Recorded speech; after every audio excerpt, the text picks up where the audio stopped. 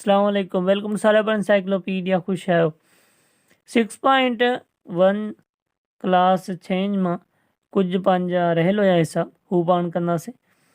Exercise मां टियों ऐं चौथों जेको पार्ट आहे हू पंहिंजो रहियल हुयो। टे पार्ट में छा थो चए त कन्वर्ट दी फ्रैक्शन इनटू रेशियो फॉर्म। पाण खे फ्रैक्शन मिलियल आहे, इनखे पाण रेशियो फॉर्म में लिखणो। ही सफ़ा 16 ही सफ़ा 16 आहे। इन मतिलबु शार्ट भी आहे, ही भी MCQ थी सघे थो ऐं इन्हनि मां बि को बि MCQ थी सघे थो। बाक़ी वधीक 16 आहिनि, एतिरो वधीक चांस बि न आहे। ठीकु आहे, त पाण हाणे इन्हनि खे ही फ्रैक्शन में मिलियल आहे, इन्हनि खे रेशियो में लिखणो। यादि छा रखिणो आहे त मथियों जेको हूंदो हू पहिरियों लिखंदासीं। ठीकु आहे, हाणे ही बराबरि छा जे मथियों जेको हू पहिरियों लिखंदासीं, पोइ रेशियो जी निशानी ऐं हेठियों जेको आहे हू बाद में। बसि ईअं कंदा वञो, मथियों पहिरियों ऐं हेठियों बाद में। ऐं हिन में हेठियों आहे ई कोन, हिन जे हेठि हिकु आहे जेको लिखिबो न आहे।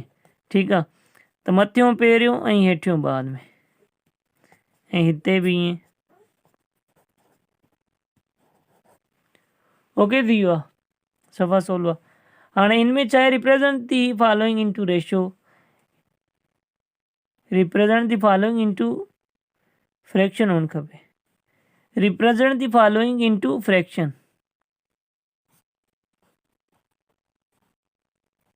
ठीकु आहे, हिन खे भई रेशियो में पाण खे मिलण, हिननि खे पाण खे फ्रैक्शन में चेंज करिणो। सफ़ा 16 हिन जो उबतो आहे, पहिरियों पाण मथे रखंदासीं ऐं ॿियो हेठि। सही थी वियो, पहिरियों जेको हूंदो हू मथे ऐं ॿियो हेठि। जेकॾहिं ही हेठि न बि लिखो, हिकु छो जो हर कंहिंजे हिकु हेठि हूंदो आहे, त ख़ाली 8 लिखो या ईअं लिखो, हिन में को हर्ज न आहे। बाक़ी तव्हांखे ख़बर हुअणु खपे, पहिरियों मथे ॿियो हेठि, मथे ऐं ॿियो हेठि। ओके, थी वियो। ही वीडियो सफ़ा नंढी आहे, उम्मीद आहे तव्हांखे सम्झ आयो हूंदो। को बि मसइलो हुजे कमेंट करे पुछी सघो था। चैनल खे सब्सक्राइब न आहे कयो, चैनल खे सब्सक्राइब करे वठो। वीडियो खे लाइक भी कयो ऐं कमेंट भी कयो। मतिलबु तव्हां न्यू हुजो, ईअं असां तव्हांखे वेलकम जीअं चई वठूं। मिलंदा नई वीडियो में, ख़ुदा हाफ़िज़।